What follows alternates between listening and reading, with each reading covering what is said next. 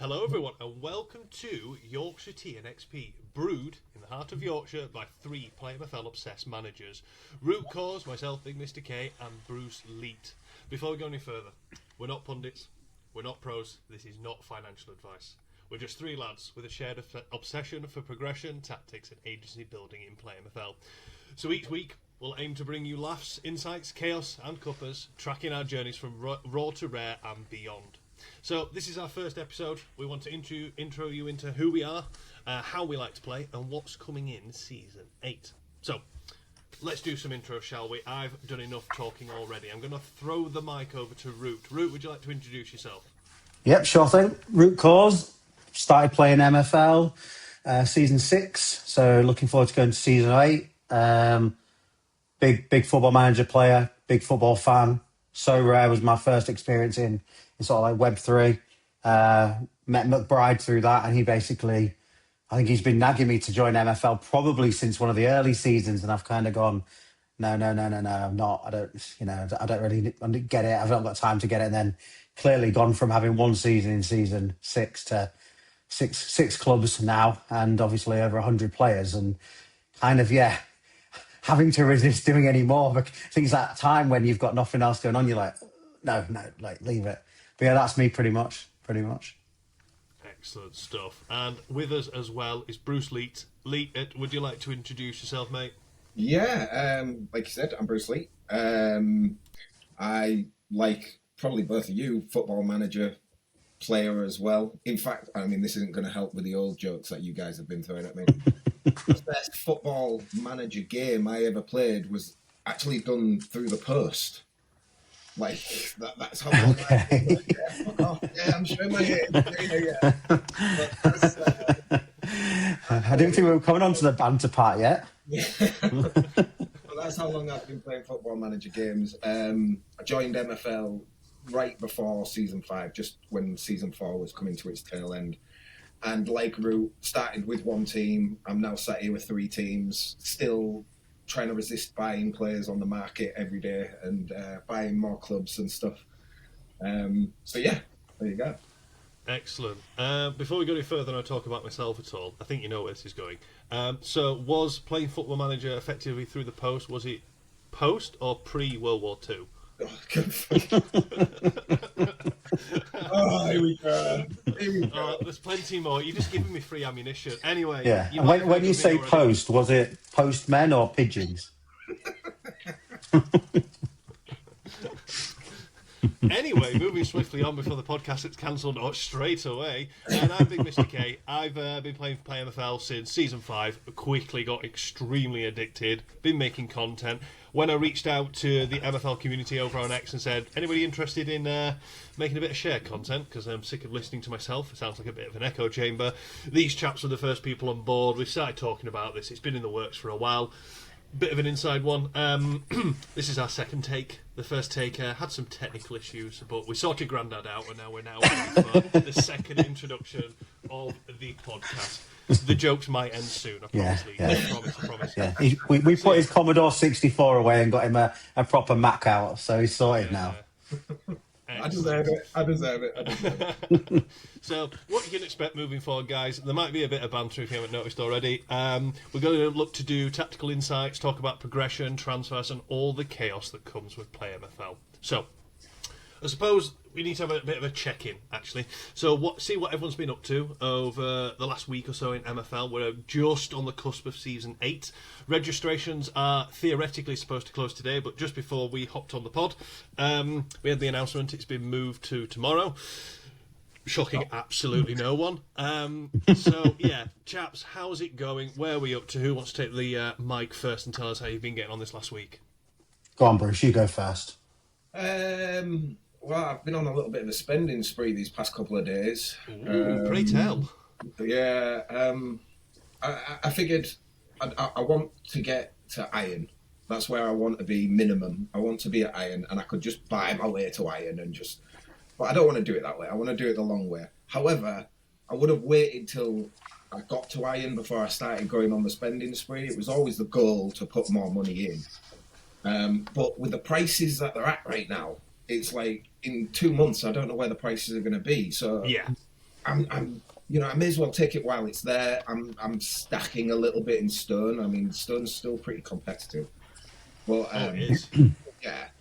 So I mean, I'm stacking a little bit, and it's a little bit early. But yeah, while the opportunity's there, the prices are where they are. I'm getting some great deals on players. May as well take it, really. I think. So yes, bought a few players, but is that the Stone? Yeah, exactly. Look at that. It's very competitive, very competitive. So if you're able to invest and strengthen, I think fill your boots at the moment. It's a buyer's market out there right now. 100%. I think I might be a little bit above that 75, but even so, the top 50 and the top 75, they're still like 2 points away. It's like that's competitive. I think in Spark and Ice you have free games because there's some team who's totally underpowered. I think Stone, it's going to be the free games are going to be the people with bad tactics. I don't think there's going to be any more like weak sides anymore. Yeah, I mean, you get the odd one here as I'm hovering over. You got a 43 there, you got a 52. There's some, but we're talking a very small percentage of the overall division last season, because they haven't obviously done divisions yet. If you haven't got your clubs registered, get them registered ASAP. But yeah, this is a very, very, very tight. You notice this as you go through every division. So you're saying you want to be in Iron at some point. Yeah. It's still extremely competitive. Yeah. 79.8 to 77 points. Like, that's ridiculous. There's nothing there. There's nothing there. Yeah, I mean, it's not taking into account I like to use best 16 average to get an idea of someone's strength of team, because obviously this website will use their calculation of all the different metrics and go for an MFL manager rating, which is sometimes fairly interesting to have a look into. But as soon as you get your division, you go to your club, you'll be able to see just how strong everyone else is in that division. So yeah, it sounds like you're almost there. Then are you prepared? Is the club and the team set? I've got a couple of offers out on players. I think what I'm trying to do is like, in order to get to Stone, I bought older players, like older, cheaper players to get to Stone. I've done the same. Yeah, and then I thought when I get to Iron, I'll age down. So now I'm going on this spending spree. I'm getting younger players now. So that's my target, like aging down, so that I don't have to go and pump money in every season. I can just, these players that that guy is 23. He's going to last me 10 seasons. Like, you'd hope so, minimum. Yeah, you'd hope so. I think at minimum is 9, isn't he? Even if he retires at 32. So I mean, I think at the moment, I mean, do you mind if we have a look at how much you bought him for? Absolutely not. No, go for it. Let's have a look. So yeah, you got the price there, the 185. I mean, what this chap has gone for previously, as you can see down here, crazy. 330. This is the point. This is where the buyer's market piece comes in. Prices are suppressed. There is a lot of supply. There are a lot of managers trying to move up the ladder, as it were. So there are bargains to be had, especially if you're in that spot where you want to and you can afford to do it. Your own choice at the end of the day, isn't it? As I was saying yesterday as I was saying yesterday in the Discord, like, that right back, he's a right back, he's a left back. Yeah, he's good. He's going to last me till bronze. Solid defense, solid physical for his rating. Pace is electric. Yeah. He bumps that physical up. Maybe a little bit passing. The defense continues to rise. He's going to be very solid, and he's not hit the progression yet, and that's not a problem. I don't concern myself with that. He's been playing at Stone the entire time, so I mean, once they start getting into Iron or Bronze, like, hopefully that'll shoot up a bit more. Yeah, and played well. Ratings are really good. Played very well. So I don't personally overly concern myself about, like, a player when you just see this flat line of progression, even when they played well. I mean, he's had a season in Ice, he's had a season in Stone. What's that down there? Bronze. He's played a good division, more or less. Good chunk of games. Very well. He might not have hit that. You're just banking all that XP up. So if he is a potentially 6 to 8 progression sort of player, once he hits that progression curve, you'll see he'll fly.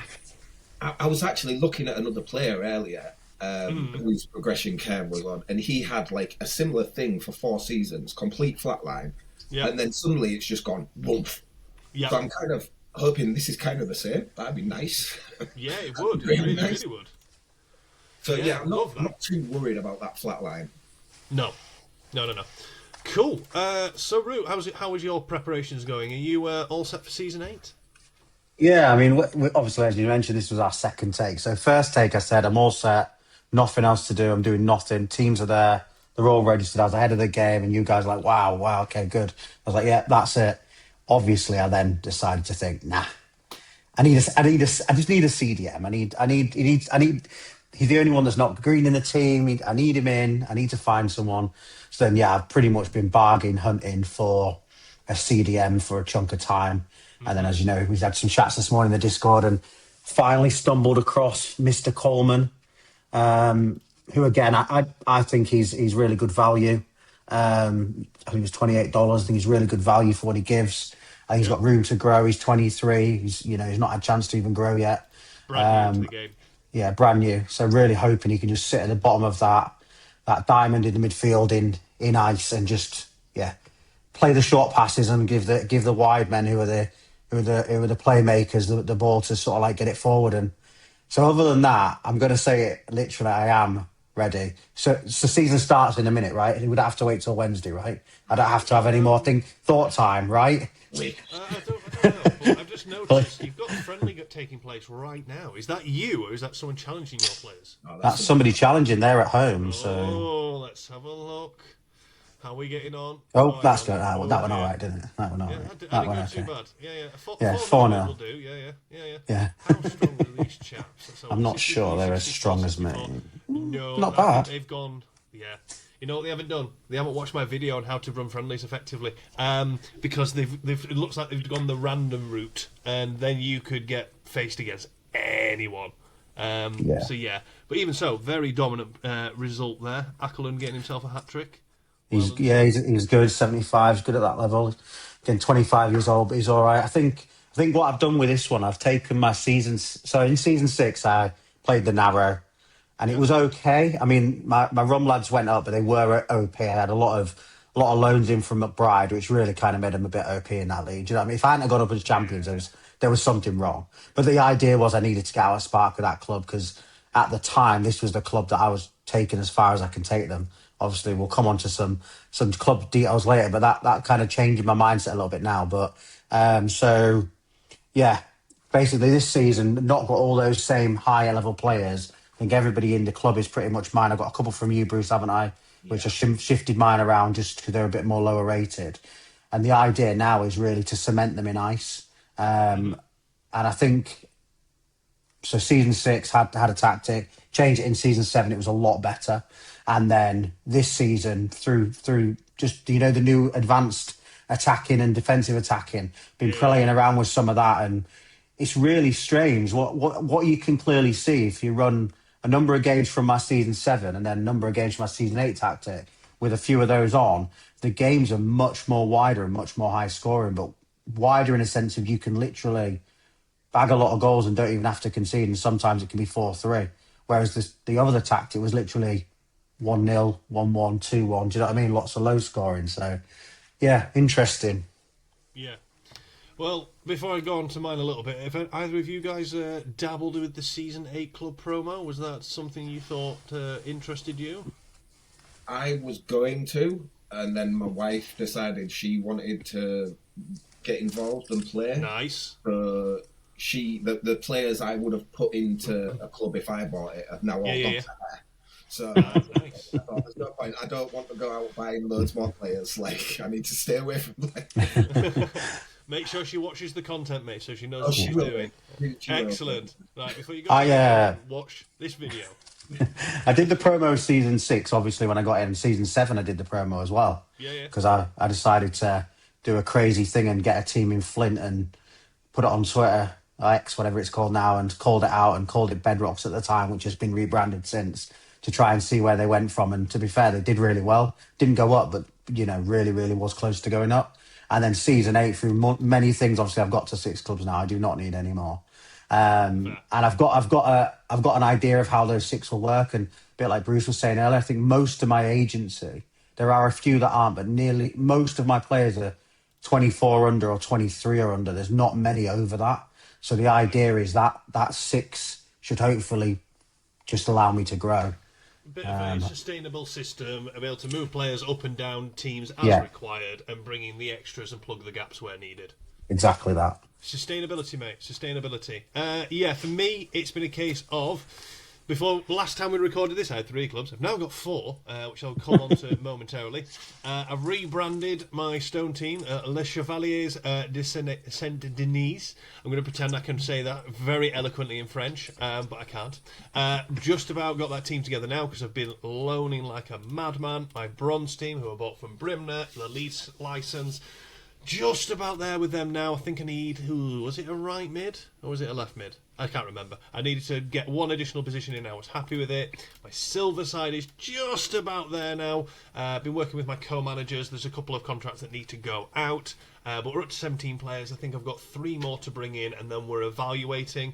And then past that point, I then got a message...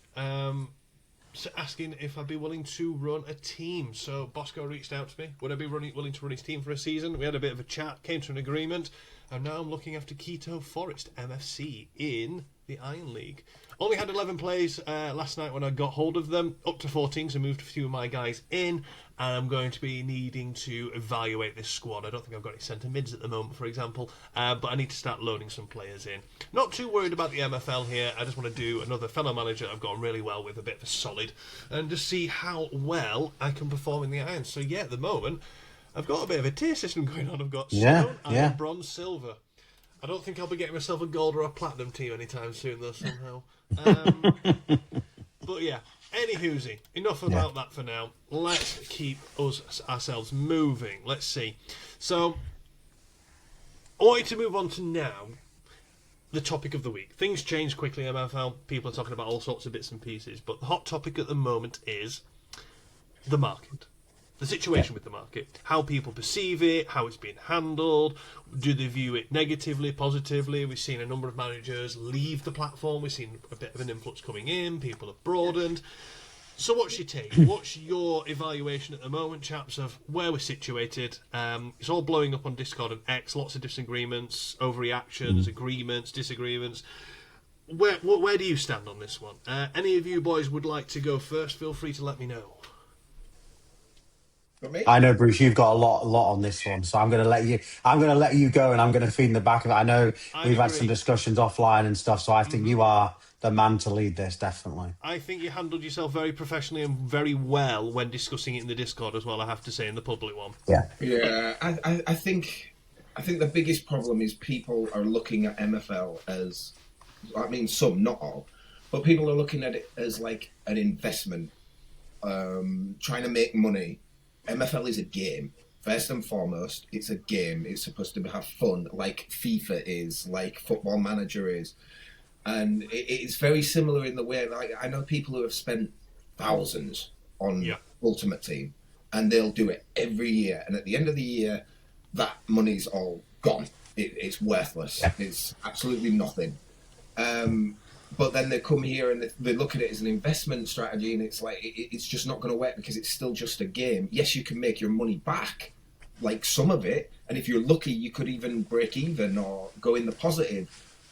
But it's going to happen to a very few people, and very smart people as well. That's going to happen to, that are going to be able to get to that point.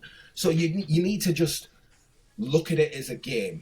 The market is like any other market. I mean, if you've been in crypto, you've seen it a million times. It's how I've made money in crypto, because people have gone with emotion, and they think of it with emotion. You know, some news cycle will happen. Oh, China's banned crypto for the 17th time. Oh my God, let's all panic and let's all sell our crypto. And then someone like me comes in, buys it all up, and a week later it's back at the normal price. 2 months ago, the prices were ridiculous. The prices were probably too high in some respects. Agreed. And this is what I'd see. This is just a correction. Yes, there might be a big oversupply, but I think people are saying season 10, when there's going to be a mass of retirement. Yeah. And then we're going to have the opposite of this argument in season 10, because everything will have caught up, and everyone's going to be like, there's not enough players. Why is this common 54 rated costing me $100 because he's the cheapest because there's no players available? You know, it's just a cycle, and people need to chill out about it. People need to not panic. And the one thing I will really say that is absolutely financial advice. This is 100% financial advice. If you cannot afford to put the money in, don't put it in. Don't put in anything you Agreed. can't Yeah. lose. I said this on the first time we did this round. Every single penny I put into MFL, if you put it in front of me and set it on fire, it makes no difference to my life whatsoever. It would make no difference. It's throwaway money. As we say up north, it's piss it up the wall money. It's Yep. Yep. and that's how you've got to look at it. And if you played that way, then this market dip for me, it's not an issue.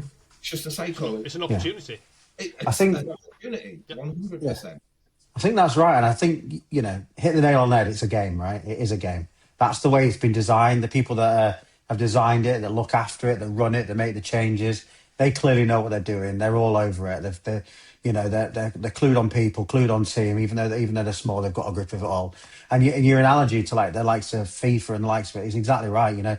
People think nothing going on there and buying a pack of, I don't know how much they cost these days, but £5 or whatever for X number of coins. And I'm not really a big Ultimate Team player these days, and you get your player, and then like you say, then you've got your season pass as well and all that kind of stuff, and you've already launched out 100 quid for the game. So before you know it, if you racked up how much you spent that season, for most of the people that are really, really big fans of playing it, hundreds of pounds, and you've got nothing at the end because you're going to go and do it all again.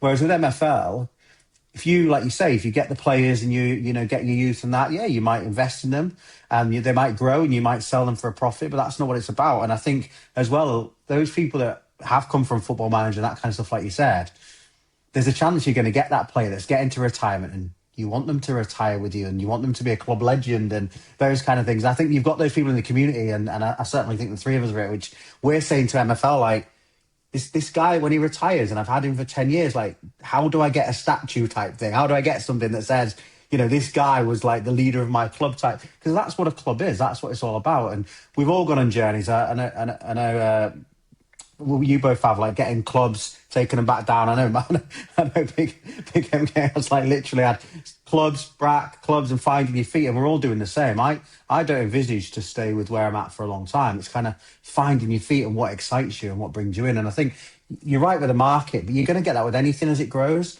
And I think it must be difficult to find a balance where you don't know how many players are necessarily going to join. You've got an idea of your trends, but you don't know when that trend's necessarily going to change because, again, it depends on climate and that kind of stuff. And then you've also got retirements that are obviously starting to come to fruition now. So you've got to backfill almost one for one for those, because if someone retires, you need a player to fill because somebody's got a gap. Now, it doesn't have to be a brand new player, but someone's got a gap instantly when a person retires. And then you've got the people that are joining. And let's say on average, I would imagine on average, most clubs have 22 players, right? There's some of us running slim 17, 18, 19 like us. And then you've got some that fill it out at full 25 capacity. So 22 players per club, per what they have as well, that they've got to filter through. And at some point, like you said, if it's season 10, they're going to need to have all those players. And what you also don't want as well, or I certainly don't want, it's getting that balance, is you don't want at season 10, 500 players retire and 500 players be born. That's not the kind of game we want. It's got to find a evolving way to make it work, and I think it's doing a good job. What about you, big man? What do you think? Before you do that, I just want to say there is a point about like the buying players. I don't think it's very wise to buy players to flip. I think if you buy a player, you buy him to use. Yes, 100%. Like, you're packing it and you can't use the guy, sell him, fair enough, I can understand that. But don't buy players to flip, because really the only way, as soon as you buy him, it's essentially a depreciating asset because he'll get older, But then the only way you're going to make money on that player is if he progresses well. That's really. And the chances of that happening to players where they're going to progress well is very slim. Look at the white paper; the stats are there. So I think a lot of people aren't noticing the price thing like we are, though. We're saying, like, in the Discord, we're seeing the market and being a buyer's market and that kind of stuff. But I think, again, that's some of that's like perspective, how close you are. And I mean, you've just been in the market lately for players, and I know we've had some conversation on the Discord about offers and stuff like that. And I can tell if I'm reaching out to someone with a discussion. I mean, I like to try and reach out most of the time. You reach out for a discussion, and they're like got their heels in. I'm kind of like, No. The reason I'm asking if you're willing to go this price is there's also these 3 or 4 other players that are literally similar to this price I'm mentioning. Now, I do like the look of your guy, and yeah, okay, I'd pay $1 or $2 or whatever more, but he is valued down here really in the market. He's not valued up at this. And those people are maybe not aware of the changes in the market and stuff. And I've seen through this morning when I was on it, like people going on, you can clearly see where they've gone in and they're maybe starting to update. They're going in. There's a player that's like $30, and you see the same list of players a few hours later. He's now 26, and there's lots of that at all levels. I'm sure. I mean, you guys have got players at higher value for the most part than mine, but you'll be seeing similar where people have got to start doing that, and I think that'll cause more havoc. But once that happens and it becomes the norm again, everyone will be fine. And I think it's natural, isn't it? But you've hit the nail on the head. Like, don't buy a player to flip, buy a player to use.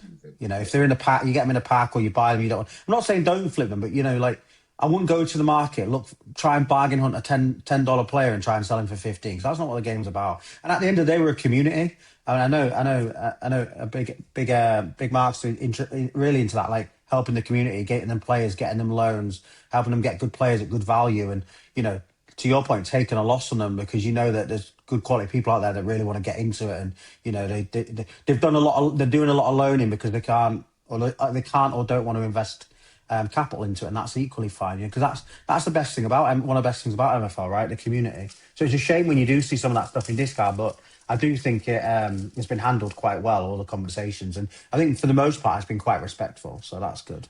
Yeah, at the moment, as things currently stand, we haven't got an official statement, as it were, from the devs in relation to this. I don't think that's a bad thing at this stage. I mean, you've got to talk about it's the volatility with the market, because players are a commodity, as you're saying, are a depreciating asset. Yes, of course, they can increase in value, but they can drop dramatically, and they are perishable. They have an expiration date.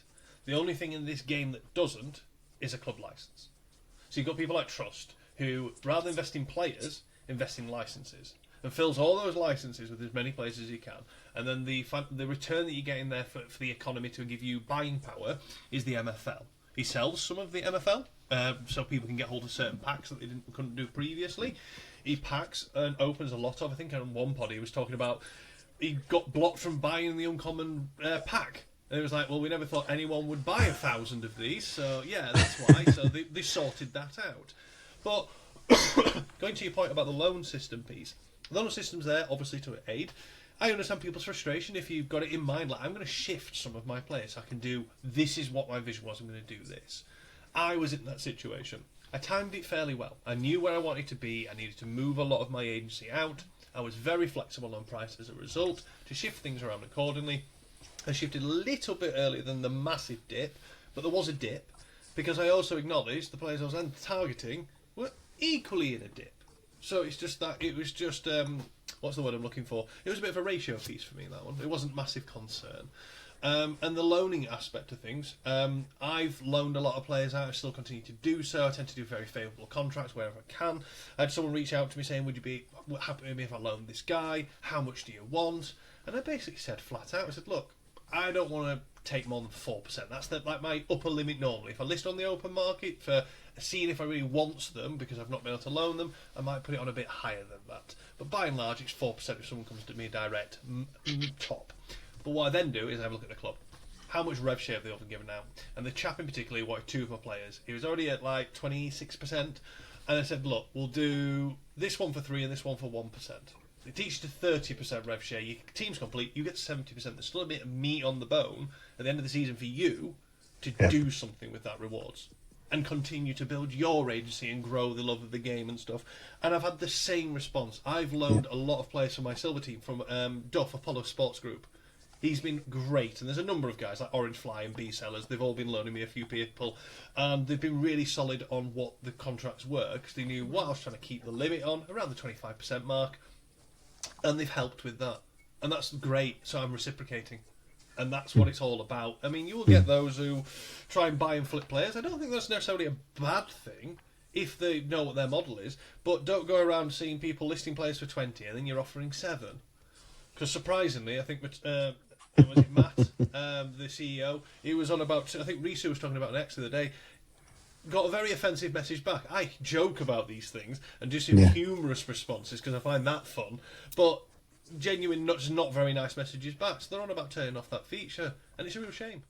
Yeah, The amount of it is. negotiations I've closed by getting someone who hasn't got contact information Yeah. going, I offer this, they go, no, this is my bottom. And I go, you know what, I'm Mm-hmm. happy with that, there you go. Or equally, I've done the same. I won't take longer than this, and then I often get a message. Yeah.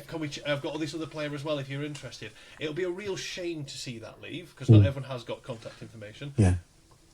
But I understand that move. Yeah, I mean, I just on that point, I know you're in deep mode here, but like you're right. I think it's been great. I've done that. I've sent an offer out. Someone's come back, or someone offers for my player. I literally go, I'll take X, or and I'll change it and I'll do this. So I think on those things, what we need is a report button, right? That's what you need. Yeah.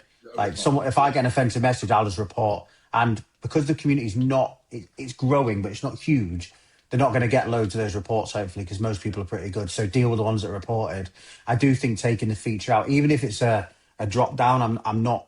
That doesn't give me what I need because like you said, you've got to. Even if it's a sale, you got a guy listed for 10. Someone offers you 6, and you're like, look, come on, he's worth this. Like send me 8, send me 8, and he's yours. Yeah. 2 minutes later, 9 out of 10 times because they know you're coming down a bit, and you might be selling it less or vice versa. They just send the offer and it's done. Guy leaves, happy days. And I think if you don't do that and you've got a drop down that just says, I want more, it's just not. Yeah, you're gonna have more backs and forth. It's not gonna work. But I know they've got to find a happy medium. I just think get a report thing on there because they'll be able to look into it. Because you'll also be able to look at if people are false reporting. Right, it's going to work both ways. So they'll be able to fish the weeds out. Yeah, it's a shame really because I think they can't really do that at this stage because also the size of that team. Yes. Well, I want them to be focused on the main important things, not having to deal with and play grown-ups with children who can't behave themselves on MFL. That's fair. A block button. I mean, people have a block button for months. If you just it sends you an offensive message, blocking. There you go. You don't have to deal with them ever again. Like agreed. And it's a shame they have to go down that route, but 100%. You never get away from it. Don't matter what walk of life. Anyway, before we get too philosophical on all matters, I think we'll just keep ourselves chugging along a little bit because I wanted to touch on Season 7, just a quick recap basically. Maybe anything in particular that you wanted to call out as success, anything that you've learned going into this season. And as an added tidbit, I want to talk about any progression you saw last season. 3 things. If you've got 3 players, have a to think, chaps. 1, that is your golden diamond player. That one you think, ooh, this has got something to it. Someone who is the top progressor. Someone who's showing you really good progression graphs that you want to talk about. We can have a look at that. And anybody who's like your youth, who's the youngest sort of like, I'm really excited about this person. This could take me somewhere. And like those 3 players, quick recap on Season 7 and anything you've learned for Season 8. Sound good? Yeah. Sounds good. I think you should go first this time, though. You should go first. Go on. Let's do it. In that case, Season 7 was pretty successful. I got promoted with... Well, no, I was in the playoffs with Flint, playoffs with Spark. I actually moved both licenses towards the end of the season because I had an opportunity to sell one license and get another, so I took advantage of that. And in my Ice League, we were steady eddies in the middle of the table. I think we finished 4th in the end, actually, because I got... became a bit of a stick in the mud about my 352B at the start of the season. I loved it and it was working oh so well, and then we're having those issues with the DMs with the first iteration of the Match Engine. They changed that completely torpedoed my formation, and I was stubborn and didn't change things.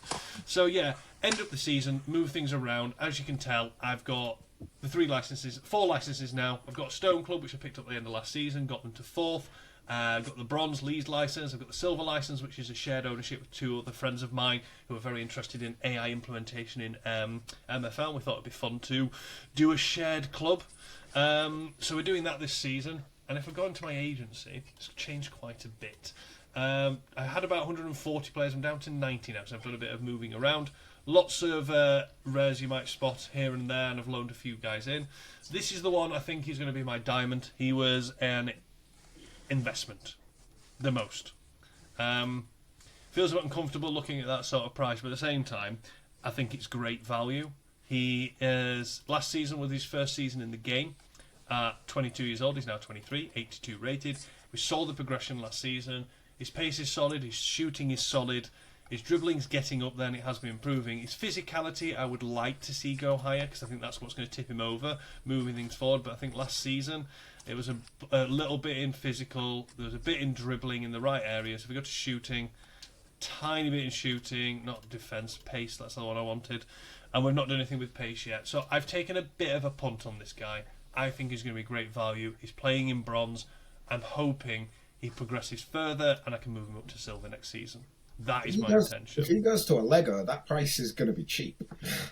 Well, this is what I sort of reconcile myself with, because in terms of historical sales, because I know, Roo, I shared with you earlier today the air table of all the MFL sales.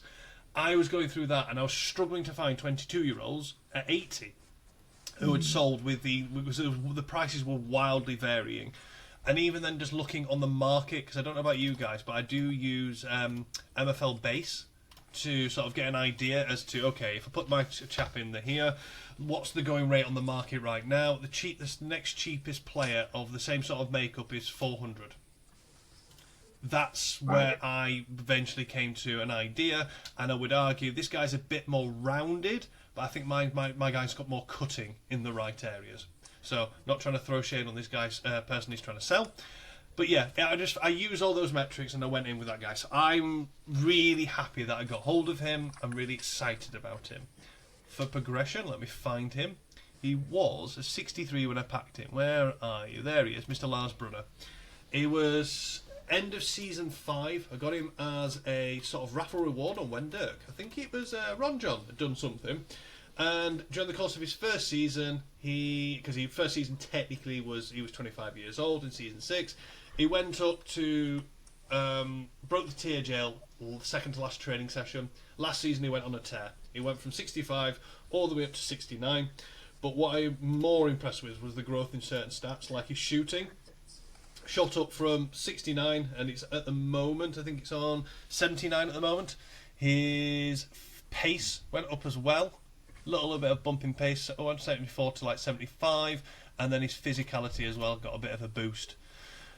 But last season he was playing in ice. He was absolutely smashing it up. I brought him in behind another player who was 74, is 74 rated to have loaned. He's playing in my Stone team this season because I think he can cut the mustard. But I suppose the golden gem, the golden boy that is Jefferson Nogueira, 17 years old. I discovered there was only 11 72 plus players in the platform. He's one of them. He's a left wing back, 17 years old, 72 rated, pace, defence, physicality, passing, dribbling. He's very well rounded. It's his first season. He's going into Stone. He's going to be my starting left back. Is it potentially a little low on the rating ends of things for Stone? Maybe. I think he can cut it. I really toyed around with Dev Jail. It was going to cost me about 6,000-7,000 MFL to put him in. I just thought it'd be more fun with this sort of player that I can actually use him rather than loaning and hoping. So yeah, he is my little gem, and I'm hoping he's going to kick on further. I've got a few though that I would talk about. We're not going to because we'll be here all night talking through our players and gushing over them. Who wants to go next? Because I'll happily load up your agency if you want, or you can load it up yourself. Yeah, I'll screen share next if you want. I can do that. Go for it, mate. No problem. Let's have a look. I'll deal with my inbox message. It's probably a loan contract being rejected. Yeah, I just had a loan contract come in. So 2 rejected. Excellent. Right, cool. You send loans out, you mean, and they've been rejected, yeah? Yeah, I mean, it's fair enough when I'm offering what was asked for, the 4%, and he's gone somewhere for 7. Fair enough to that manager. Fair. Fair. Right, let's have a look. So progression-wise, let's have a look here. So this guy, for those that can't see that are listening, is Rafael Massaro, and he basically came to me from a pack at 52 rated and has gone up plus 10. And that is just lovely. And he's one of the first packs I got when I got on the platform, and I was like, okay, this is quite good. And obviously I just had one team in Spark that season, so I wasn't even playing him that much because he was 52 rated. And then he was getting a bit through training, and then obviously the following season, in season 7, I obviously started playing him a lot because I had more than one team at that point. But he's gone up in all the right areas. I think he's a +10 on defence. Yeah. In pretty much one season. Because if you think here, he's not done much, but he didn't really play. And then, in that one season, he's literally gone up almost a +10 in that one season on defence. His physicality's gone up as well, not as much, but, he probably needs to work on that. But really, really solid defender. I think he's a little on the short side, but it doesn't seem to stop him. So, but to be fair, he is normally paired against somebody pretty tall. So last season he was against this guy in the first season, 5'10", and I think last season he had someone like 6'5" next to him. So he's the biggest progression person. I think he's going to go a long way. +10 there.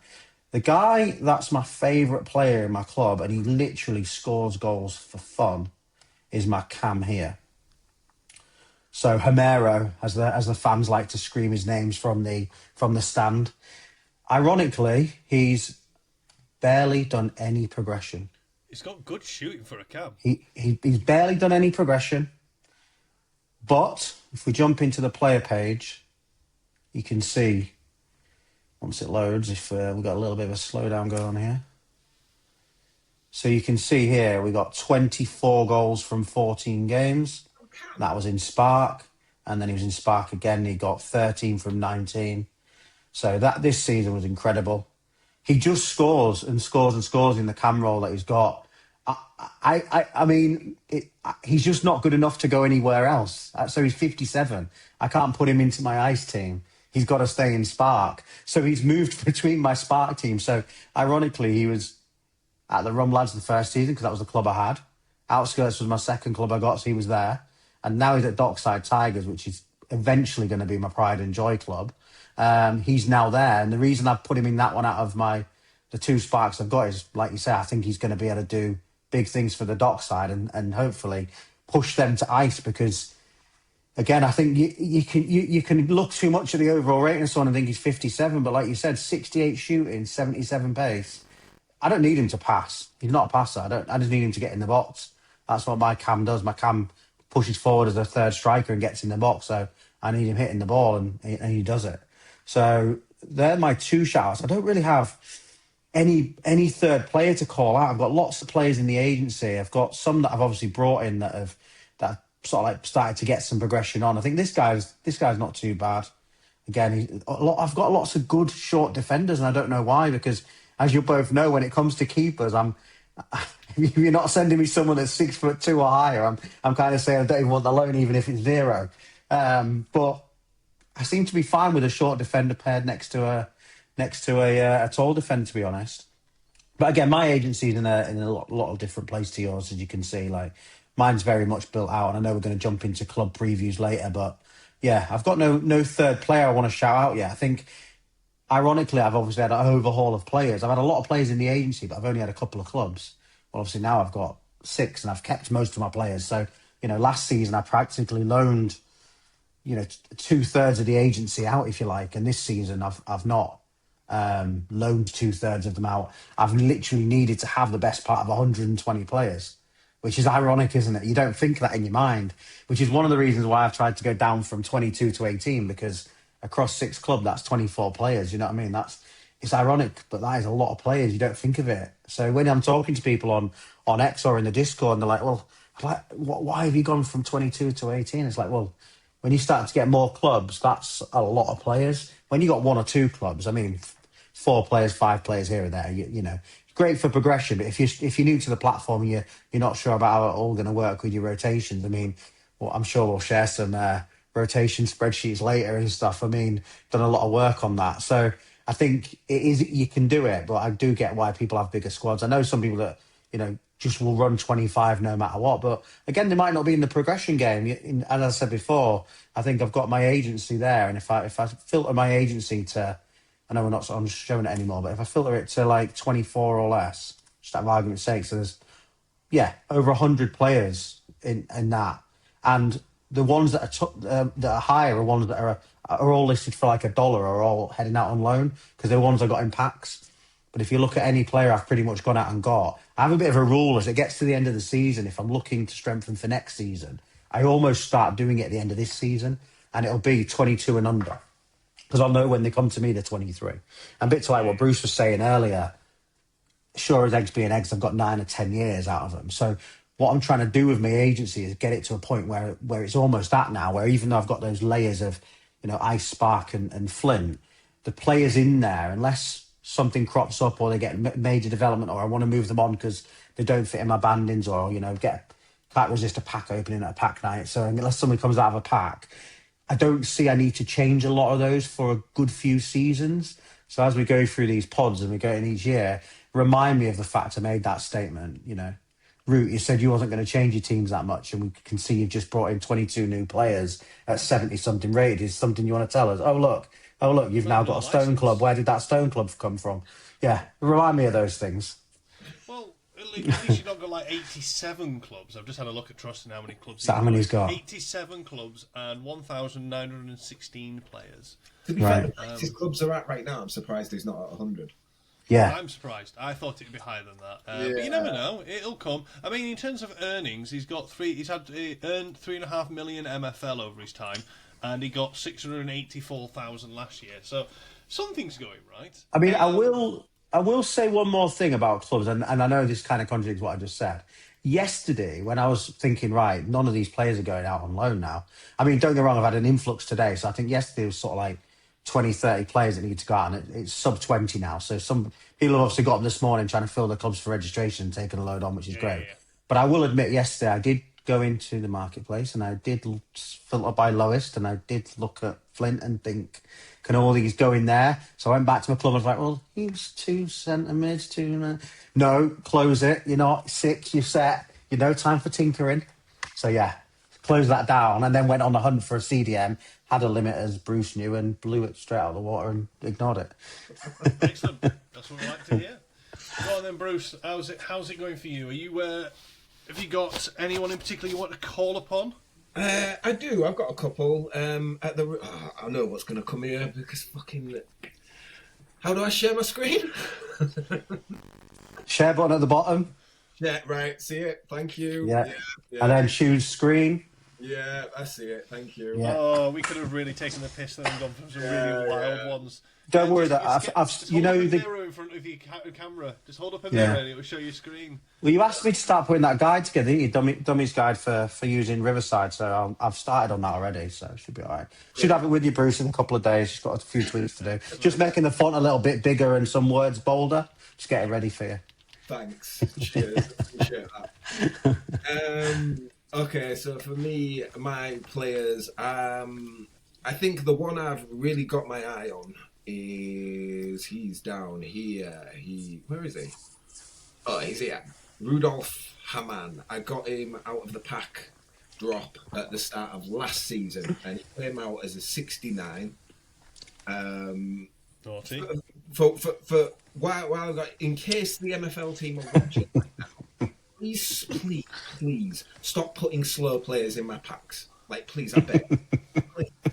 But anyway, yeah, he's got 33 pace, so I thought, there's no way I'm going to use him, so I sent him out on loan. And then, in very quickly in the second half of the season, he just went nuts. Wow. So I have now put him in Mamba, in Black Mamba. Even though he's the slowest player, I'm going to make it work anyway, because if he's in that team and he grows more, if he grows another 2, then he's a rare then, So has his I'm pace looking forward improved? to see where he goes. What was that? Has his pace improved? I do believe it has.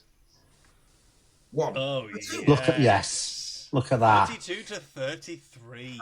Right? Rapid. Absolutely rapid. On the sprints.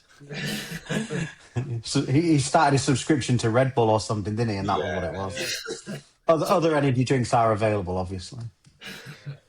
It'd be nice if he got a massive rocket in pace, but from my tactics I've been doing, it doesn't affect things too much. So I'm not really too concerned in using him out of the way that with the way that I play. So I think he'll be okay.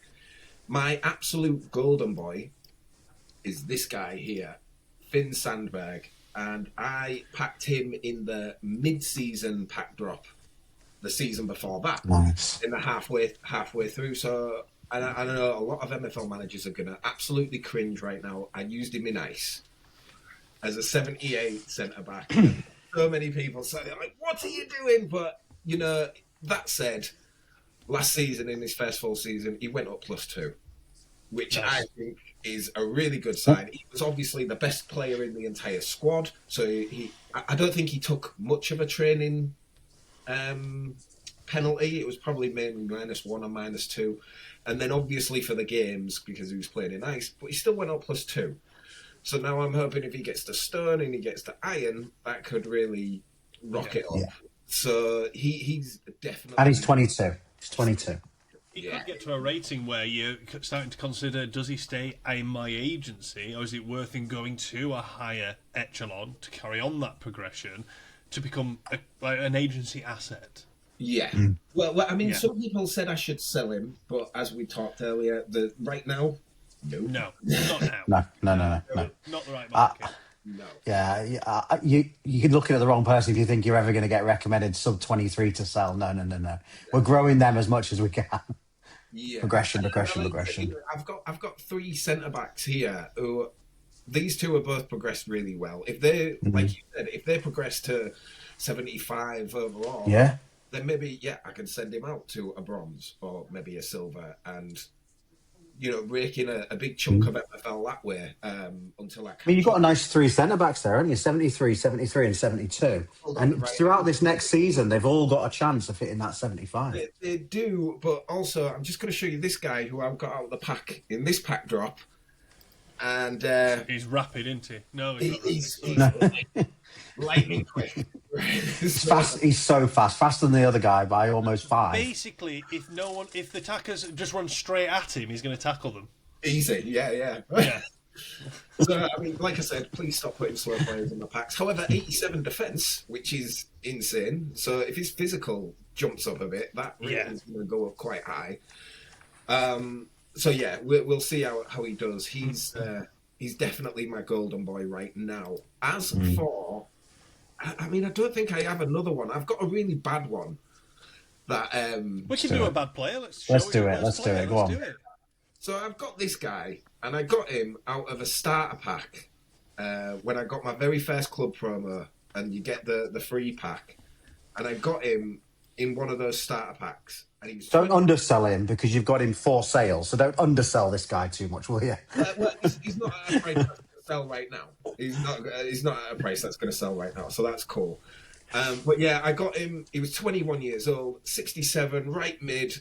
I thought, oh my God, I've hit the jackpot. He's got great passing. His dribbling's not bad. I've hit the jackpot. And that's what I've got right now. Wow. And he's played plenty of games every season. And I'm really hoping he's one of those, as I was saying, with the right back I got earlier. I'm hoping he's one of those that chug along, nothing, and then suddenly just goes boom. Like, I'm hoping he is. But there is a point from going from, oh my God, I've got the greatest pull ever, to 4 seasons later, I'm like, oh my God, this guy's done nothing.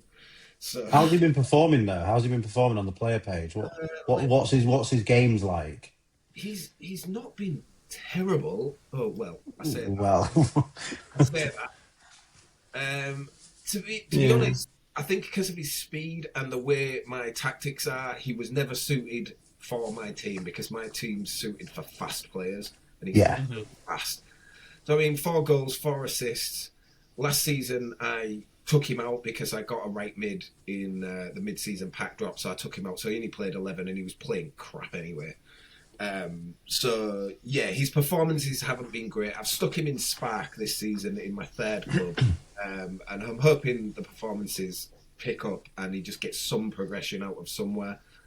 But, yeah, big disappointment for me, considering how he started and how I thought, oh my God, this guy's going to be great. So he might turn good in Spark though, and this might be the season for him, to be fair.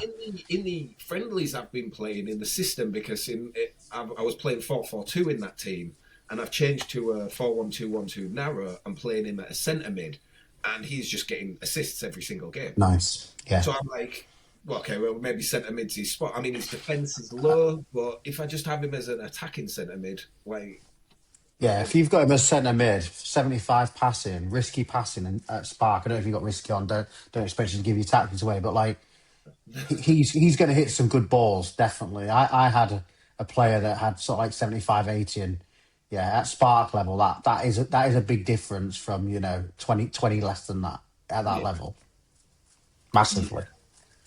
So yeah, that's my big disappointment. And the others, I'm just kind of watching. Some players, I'm just not bothered about. How do I get out of this? Yeah, you're out. You're done. You're already out, mate. You're already out. Don't The you old worry. man But no, don't worry about it. What we're going to do, we're going to get your present ready for next week. I don't know why it's got Rolf Harris on the front cover, but Yeah. but yeah, beginning computers for seniors, a friendly guide to the digital world. We'll get you there, mate. Don't you I worry. appreciate that. That's like, You're welcome. And again, I don't know why Rolf Harris is on the front. This is not a sponsorship. Anywho, obviously we've just had the start of the season. We had the pack drop. There's a few queries and question marks about the pack drop because obviously they didn't sell out. They had to change the threshold in some cases as well. So we'll touch upon that. Maybe if anyone's got any perspectives. But I thought if anybody wants to shout out like any particular player that they're like, ooh, I got this guy. I'd like to talk about him. You're welcome to do so. Did you take part? We'll move on to that, and then we'll move on to our challenge, which we'll have a talk about very quickly, momentarily. Yes. So I think when we come on to that, I'll preface it and introduce it, but we'll talk about, considering this is the second time recording, we can't really open the players again. So we'll have to talk about your player, and if you've made any decisions, you can talk about your decisions. So, who took part in the pack drop? Who wants to talk about the pack drop? I'll start this time if it's all right. Go for it. Yeah, go for it. People are speaking about the packs not selling out. Some people had opinions on it, and I think maybe there were too many packs, maybe. But I mean, possibly. By the looks of it, possibly, maybe. But again, we don't know what the MFL team are doing behind the scenes. Maybe this is perfectly planned, and they know they're doing the right thing. They've put the right amount of players that they want in the ecosystem. Rare packs sold out instantly, seconds. Kickoff and limited didn't last too long. No. The only one that didn't sell out was the uncommon, and I can totally understand that because right now uncommon prices are in the bin. Right, they're very low, and why would you pay $50 for an uncommon pack to get an uncommon player when you could just go spend that $50 and get 3 or 4 players on the marketplace? Like, so I completely understand that. I still ended up buying 2 packs as soon as the thing was lifted. I'm a bit of a degen. I had no problem opening packs. But I don't think it's a massive concern. I think the mid-season pack drop this season, if they do one, will probably be lower. But I mean, we've said this before. I completely trust the MFL team. They seem to know from everything I've seen, from the evidence that I've seen myself, only being here for 3-4 seasons. They seem to know what they're doing. And people suggesting that they're just trying to line their pockets, I have never got the impression that's what they're doing. Agreed. At all. I've never got that impression. From my impression, they want to build a good game that's fun for people, that people can enjoy. And even so, money grabbing, they've got to pay people. They've got to pay stuff for the engine, stuff like that. There's also a chance they might be doing putting money together for a proper marketing campaign. To really drive growth. We don't know, but whatever their decision is, I completely trust them. They've been totally transparent so far. Why would that change now? Agreed. So I think we just need to trust in what they're doing. I think they've got a plan. I think they've obviously thought it through, the pack numbers, the pack weights. I think they've obviously thought it all through, and this is what they came up with. So I don't think it's too much to panic about. Like I said, rares sold out in seconds. And that's, so is there really that much of a crisis? I certainly don't think so. What about you, Rube? Did you take part in the pack drop? What's your take on the most recent pack drop? Well, I wasn't taking part, as you know. I did say, and then I thought to myself, I'll just get a couple of kickoffs because, again, maybe you need to fill a few players in in the bottom in the lower league clubs I've got. So yeah, didn't really buy many, just 3 kickoffs and 2 limiteds in the end. You know, you know how it is. So and then yeah, they were okay. There's a couple of upgrades in the kickoff, so that was okay. But I did get a right back, and then I decided, clearly because 23 or under, I'm all over it. So I decided he was going to be my starter in my Rum Lads club, and not entirely sure I've made the right decision there. And I'll share my screen on this one, because the guy I already had was actually really good, even though he was a right wing back. So this was the guy on the left that I had, 25-year-old Sean Baldwin, did all right, okay, last season. And this was the guy in the pack that landed. So suckered straight into the 23 years old. And I was like, right, he can progress. Obviously, totally not thinking about any stats whatsoever at that time, just totally the fact he's 2 years younger, and that gives me 2 years to progress him in ice, and yeah, I'm going to start him. So I went for it, and then loaned Sean out, which not too bad. I mean, if I loaned him out, where is he, up here? So 4% plus 2, not too bad. I think I had him up for a lot higher than that, and obviously a bit like what you were saying, big man. Like at the end of the day, someone came in, asked me, contacted me on Discord or whatever, so I was like, yeah, okay, I'll do you it a bit less. I don't really like to do more than 4 if someone comes to me, a bit like what you said. So I did that, and then I thought, he's slower, he's not very good at dribbling, he's not as good at defending, he's not even very tough, so anybody's running at him, they're running through him. But, he can pass a little bit better, even though my right backs are not designed to pass, they're designed to tackle and stop the ball and get the ball out. So, yeah, not entirely sure if that was the right move. I guess that'll be one to follow through the pod as we go through the season. I think I'll do my own little game of, was Dorian Christian better than Sean Baldwin by the end of the season? That'll be. Now, if you look at the match reports after you've played a game, and you look at the defensive duels won stat, the players who usually get the highest number on there are fullbacks. So I think. Are you trying to help me here? Because it doesn't feel like it. I don't think he's going to win many defensive duels. No.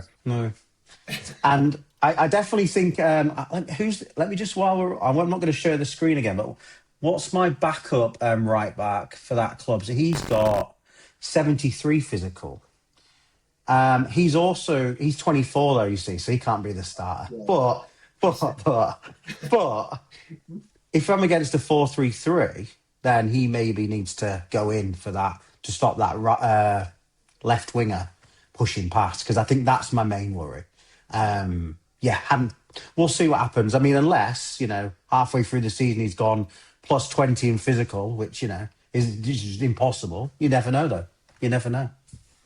So yeah.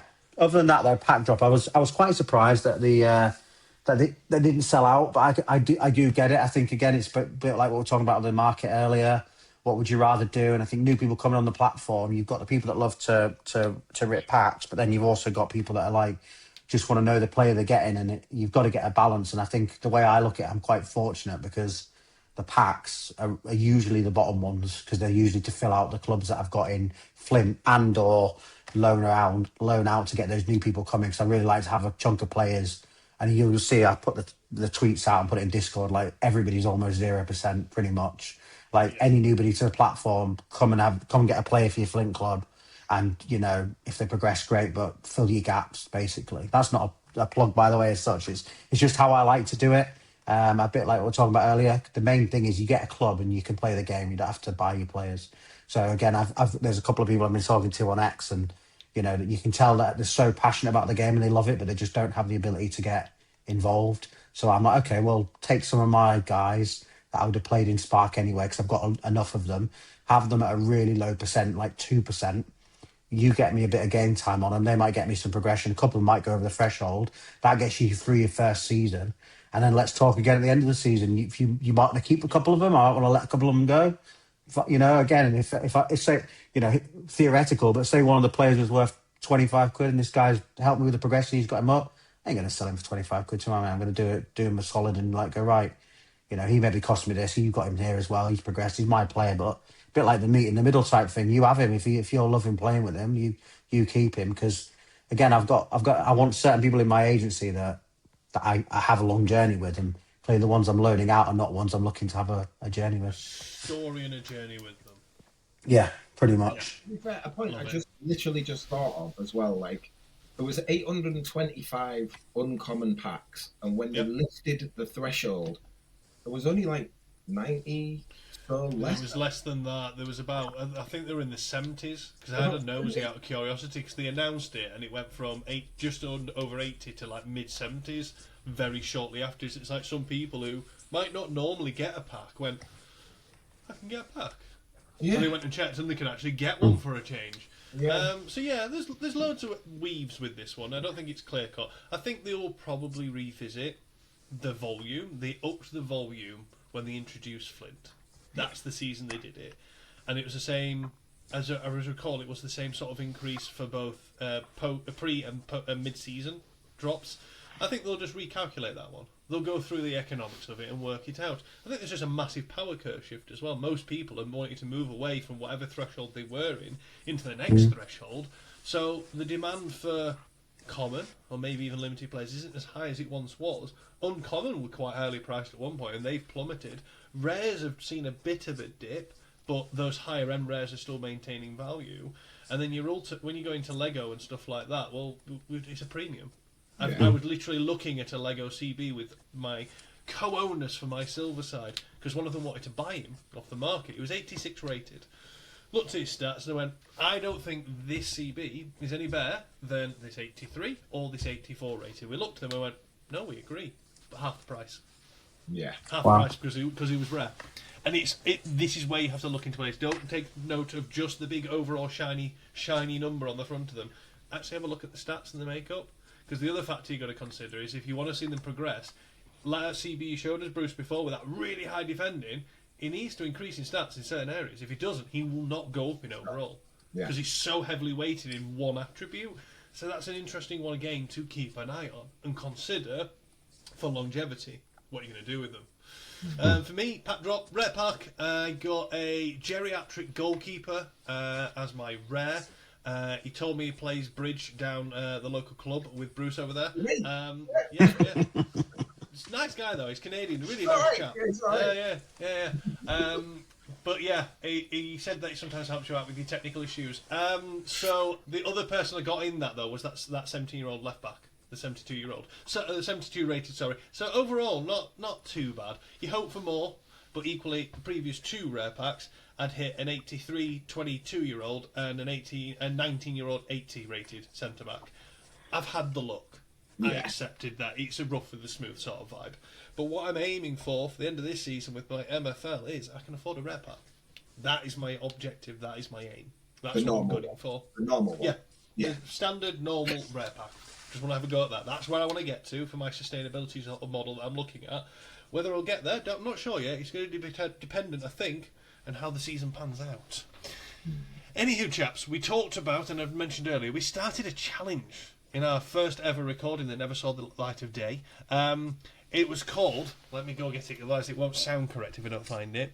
So, it's time for common to rare or more. So we all agreed that we would use some of our MFL reward, buy ourselves a common player, hope to dear God they weren't 27 years old, 40-something rated, so we can actually do something with them. We're going to manage their careers and see what we can do with them.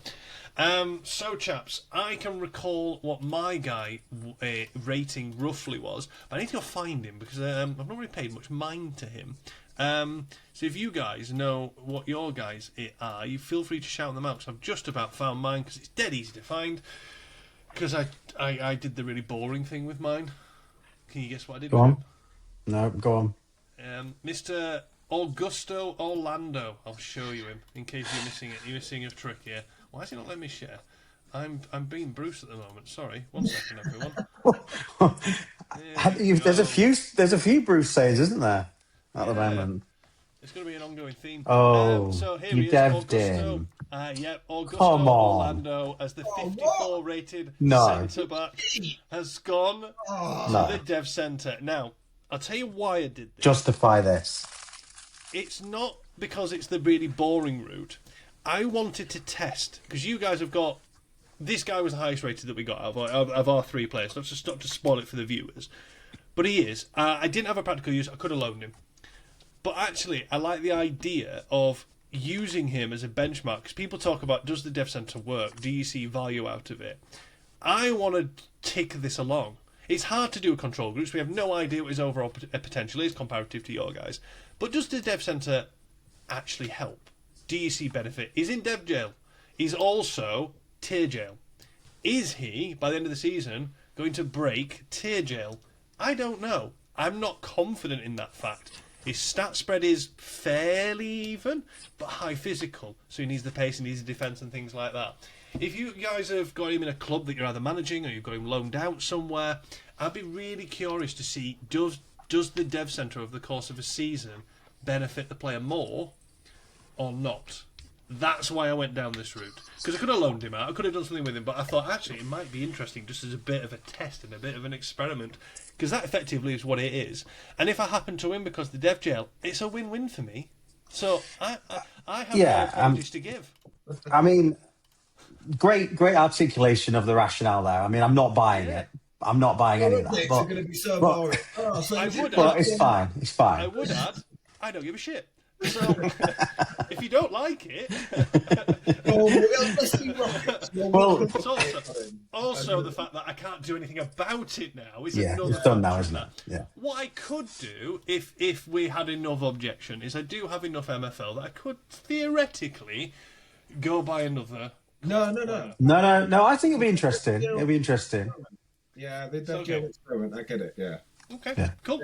I'm glad I managed to sell that. I thought of that off the cuff as well. I think I'm really happy with that one. So, chaps, who wants to go next?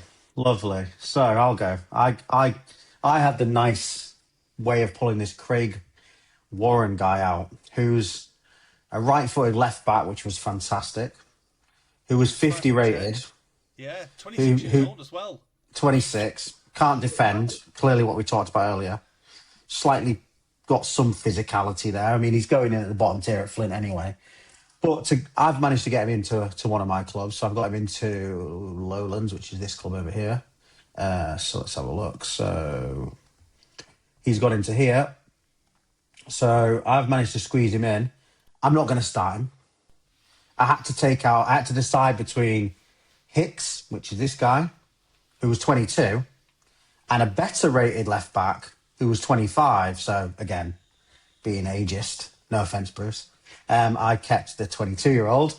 But yeah, so for me, he will play because obviously I'm on 18-man rotation, so he will play. I'm not entirely sure.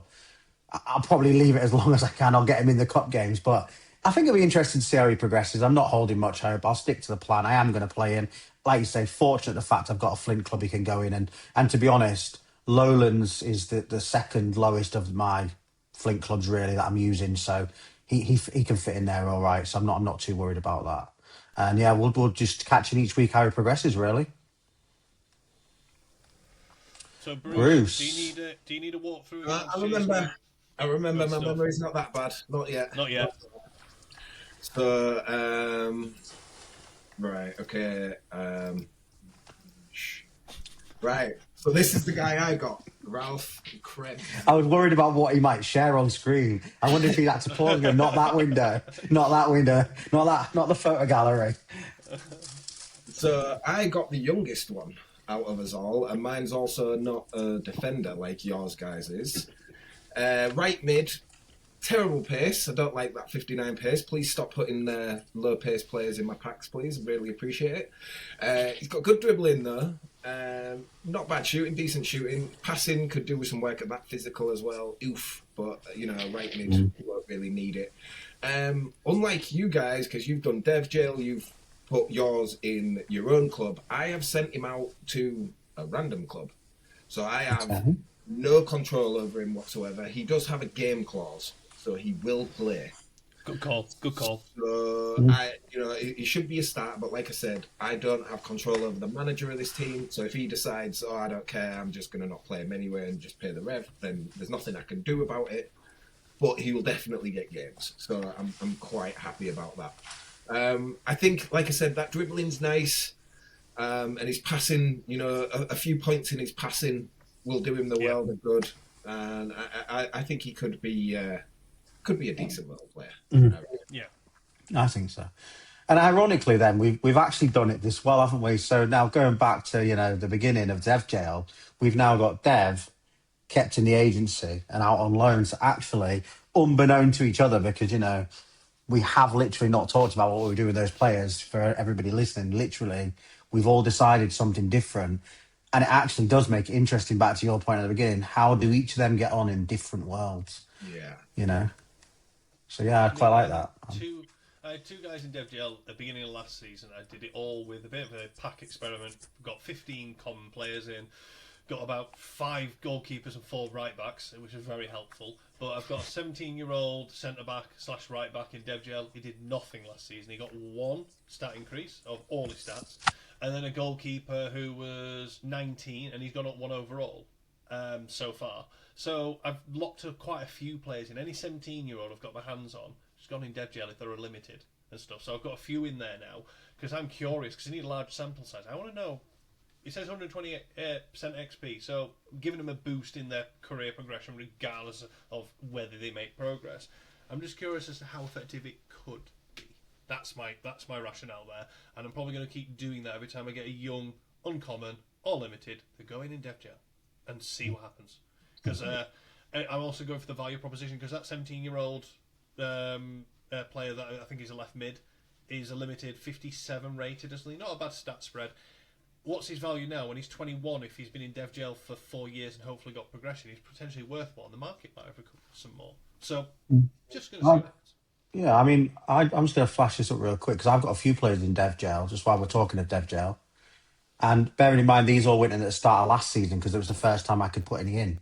So these were who I put in. So a few +3s there, +2, +1. Nice. Again, a couple of goalkeepers, like you said, they're all young. Nothing for these ones down here, but yeah, pretty interesting to see how DevGL goes. So yeah, I've just got a few of these younger players in there. Not. Yeah. I mean, if he's +3 already, he does that again and again and again for all the four seasons they're all in, then I'll take that. Yeah, That'd be really nice. I'd only do DevGL if I'm doing for the 4 seasons, because I want. Yeah, all of them are 4 seasons. Yeah, all of them. I want yeah. I want the 120% if I'm going to bother doing it, and for that sort of level, it doesn't cost a lot. I think No. for the chap I put in, it was less than 300 MFL. Yeah, mine were cheap. I used all my MFL at the end of last season to put them in DevGel, and then I had 3 I couldn't put in. So McBride's put them in his DevGel for me. So we have to stay friends for 4 seasons to make sure I get my players back, because if any of them boom, which I'm sure will be fine. For the Dev Center, I've got a few players in there, like Nice. 15, 16, I think, but I did it as lottery tickets. Okay. Last season, a bunch of people were listing, people had packed for $1 just to get rid of them, and I was like, right, okay, I'll buy all these up, because I've got anywhere from 17 to 24-year-olds, because I've seen some people who have put a 24-year-old in, he's come out at 28 as a rare or something like that. So you don't know how good they're going to be. So yeah, I like that. Lottery tickets to see what happens. I think it's worth doing it that way. Yeah, I like it. I like that a lot. With and see what happens. I think what we'll do, chaps, before we see about wrapping things up, we've kind of organically talked about our transfer market activities and things that are going on. But let's just do like a quick Season 8 preview. If you want to go in through your clubs or talk about a specific club, you can do. Any strengths, weaknesses, where you're up to, anything in particular you want to share. I know some of us are all like to dabble in a bit of a spreadsheet, those of us of younger persuasion. So if you want to share any of those, you're welcome to do so. Spreadsheets are in my head. I don't need to write them down. Well, we could show our spreadsheets, and you could get your pen and paper, put it up to camera like this. You know what I mean? I've got a pen and paper. +1, +2. The difference is we grew up with technology, so we're not used to using Google Sheets. We're over-reliant, if anything.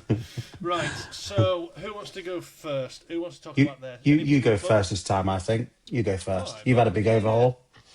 I have. I've gone from having...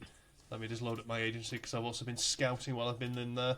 I went from having a Flint, a Spark and an Ice Club last season. I had a Leeds licence in the Flint one. I had the opportunity to get myself a bronze Leeds licence. Bremner was finally passing with one of them. Actually, as it should have happened, I was negotiating with Bremner, and someone came to me out of the blue and said, would I be willing to sell my my Flint Leeds license? Negotiated happy price. He was happy to pay. I was happy to sell for. Reinvested into the bronze, so I've got the bronze team. I've got a few players that I've brought in myself. There's quite a number of loans in here. I think we're up to 19 players now. I'm pretty much set, but there's a number of my guys in this agency already that I've been picking up at good prices. I had a good couple of young centre-backs, like the 19-year-old I was talking about, who's now 20, who was playing in Iron last season.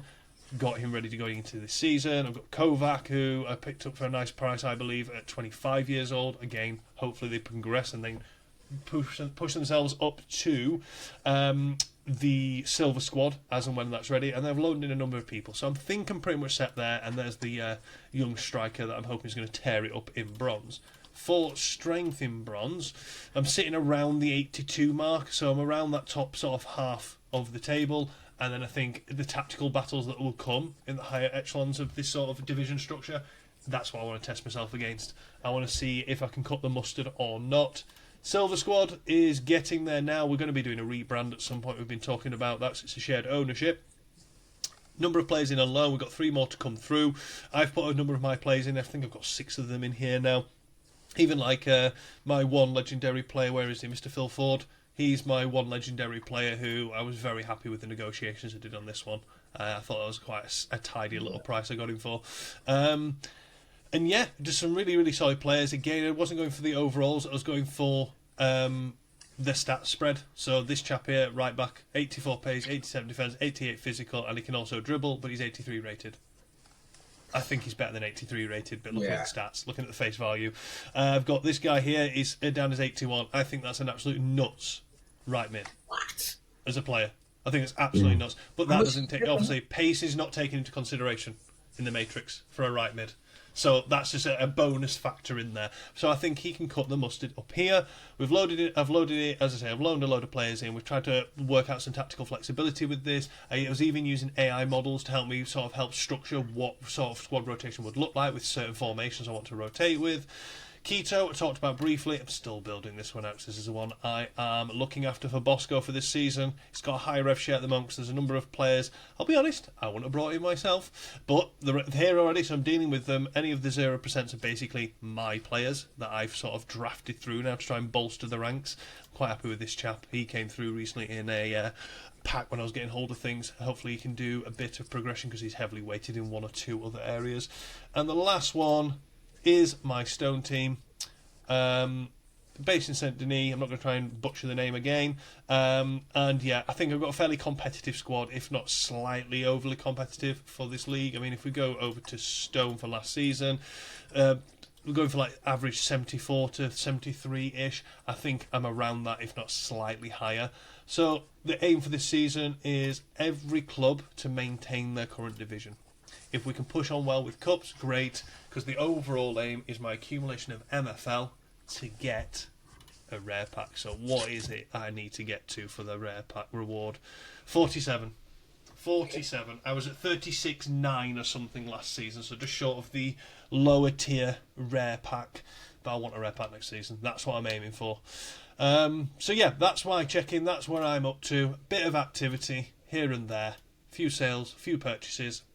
Things going on here. If the sale looks a bit weird, it's because I bought this guy because it's my co-owner in my silver club, was out and about, come get him. I got him because I thought the price was brilliant and he's bought him off me. And then some various moving around of various different assets and stuff. So yeah, got a few people left to go on loan, but they've not got a home at the moment. I need to go through and update the contract availability. I might just put them all for free and just see if anybody wants to have a play around with them. So yeah, that's me. Who wants to go next, chaps? Shall I go next? Yep, you go next. Okay. So I've just had a great little bit of news as we've been in here, because guy here, Adolf Moskalenko, when I bought him, he was contracted to another club. I requested a cancellation, and Big T cancelled it just now. So thanks. Good on him.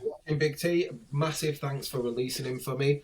So he's gonna go into my main squad, and he's just made that team a hell of a lot stronger.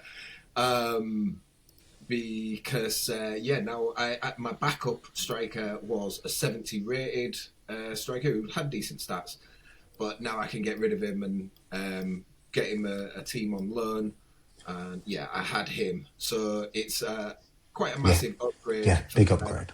Yeah, huge upgrade. So I'm quite happy with that. This team have just this like I said, this is my main team. This team just come up from ice. I had an absolutely shocking start to the season. Like the first 5-6 games were just awful. I'm going to get along to it right now. Where is it? I think we're here. Yeah, here we go.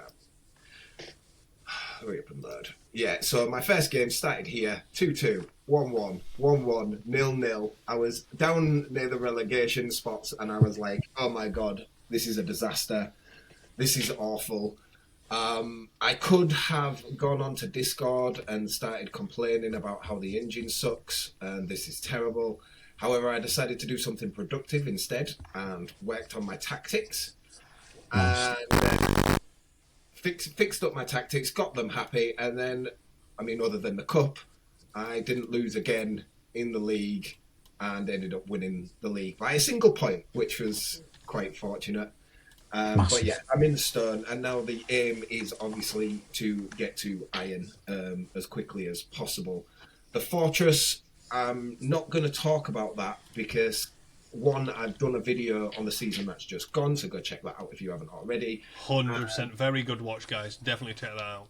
Appreciate that. And obviously for next season, I don't want to talk about it because then I'm just giving you all the content from my video. So I'll do the follow-up. I will say it was a lot harder to get loans in the ice division, so I'm not sure how much further I'll go with this one in particular. But yeah, I'm looking forward to seeing what I can do in ice. And then finally, this is my my first team that I got. This is my training wheels team, so to speak. This is where I learn a lot of stuff. They've just been sat chilling in Spark for the past 3 seasons. Always a 5th or above. They've never come below that. And they finished pretty much where they were supposed to finish last season. But because I've upgraded stuff in my main team, and because all the players that were in this team have gone to my wife's team, this team has now got a fairly big upgrade, like compared to what it was last season. So I'm expecting promotion with this team. So I should have a nice team again next season. Nice. I hope so. Again, still trying to resist not buying another club because I'll have to buy another set of players, so I don't want to do that, so I'm going to hold off for that, but I'm not entirely sure how long that's going to last. Well, if they're in Flint, obviously us two have got absolutely loads of Flint players you can have for their... On that, I did that. What season was it? It was beginning of season 6. They had the promo. The last day, I was like, I'm just going to get it. Why not? And then I was like, I need to fill the club with players. Then, damn it. Yeah. So I had like 5. So I chucked them in. But then I looked at the loan market because it was a late registration one. The amount was 0% contracts just for game time. And I just worked it all out. We finished mid-table. And the progression on those guys that went back on loan was great because they got regular game time. Stop selling it to me. I'm just saying, and then because it was 0%, I got all the MFL because I made sure I met the clauses. We did all right in the cup, balanced squad, runner up, and I loved using that squad for tactic testing. So people can tell if I was running friendlies with my better teams to work out what I might be playing because they don't take much mind on lower rated clubs. So you like tactics, do you, Bruce? You like tactic testing? Yeah. Other than that, I mean, where is the best level to do some of your best sort of tactic tests? Theory crafting. It's at that level. Yeah. It's at that level where you will get stacked clubs, you will get this and this and that, but you can really theory craft because also the value you need to invest to do it is a lot lower. Stop it. And on that note he made, I've just bought myself a 19-year-old left mid who was $2, and guess where he's going? Sat in, I thought, I'll just have a look, and I noticed it. Oh, okay, yeah, I'll do that for 2. That's totally fine. So yeah, Mr. Arthur Benz, who has got loads of pace, 75 rated pace, but he's 38 rated. Lots of room for growth. Get yourself in dev jail, son. Lottery ticket. Nice lottery ticket. Yeah, let's see. Well, I like the mentality on it on that one. 150 MFL for him to go in. Okay, confirm. Goodbye. So Nice. yeah, if I can spell confirm, he would be in. Confirm has only got one N in it. There we go. We'll try again. So come on then, Root. Let's get us wrapped up. Let's Cool. walk have a us look. through. Where are you up to? No problem. Right, let's have a look for season 8. So we've had a rebrand. We've had a relook at how we're going to do this. Like you say, we've evolved. So season 6 when played, we had 1 club. At the end of season 6, halfway through, we had 2 clubs. And then last season we started with 2, we ended on 3, and then somehow we've now have 6. But it all makes logical sense to me. So the 6th only happened because obviously the Dockside Tigers, which weren't called the Dockside Tigers, came available at a price I could negotiate that I was happy with. So that made sense to me. So we kind of got these 2 here. We've got Rum Lads, Dockside Tigers. They're the 2 clubs that are the main clubs, if you like. They're the ones I'll push through. Ideally, Dockside plan for this season, try and get them promoted to Ice. They'll become the main club, and Rum Lads the next one behind, basically. They'll should switch round. We then have Outskirts and Highways. The idea this season, Highways gets promoted into Spark, and they sit as the feeder club of the players at that level, at Spark level. I'm not trying to get Outskirts promoted. They're quite a good team, but I've tried to ban the players so they'll have good games and the players will play well, but I don't necessarily want them to go up. If they do, that gives me a bit of a headache to think about next season. And then again, you can tell by the names of this and where it's going. Foundries and Lowlands right at the bottom. The bargain basement players that I've got in my agency. Done something slightly different to normal as well. Like every single player that goes in every single one of my clubs this season, I made a conscious effort to make sure that they were all owned by me until Bruce asked if I wanted a couple of players, and I thought, you know what, they'll do good for me. They'll help you out with the progression you want. They're at the ages that you probably want to get something from them. So I just took 2 of my players and loaned them out to facilitate those coming in. So kind of did you a favour, which did me a favour, which in turn did the person buying one out to a favour. If you hadn't have reached out, I probably wouldn't have done that. But yeah, I'm quite happy. I mean, Devlin played a few friendlies. He's looking the part.